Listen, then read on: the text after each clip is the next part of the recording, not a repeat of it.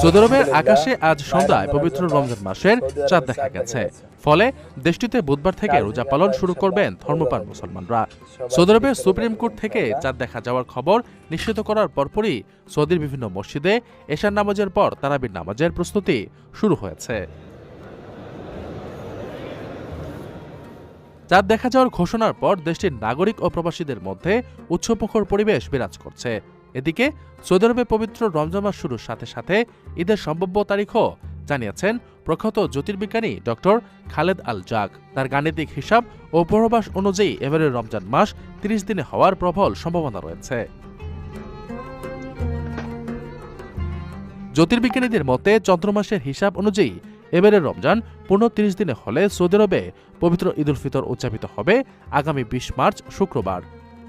Doctor Khaled আল জাক তার পর্যবেক্ষণে উল্লেখ করেছেন, এবারের রমজান শীত মৌসুমে হওয়ায় দিন অপেক্ষাকৃত ছোট থাকবে, যা রোজাদারদের জন্য বেশ স্বস্তিদায়ক হবে।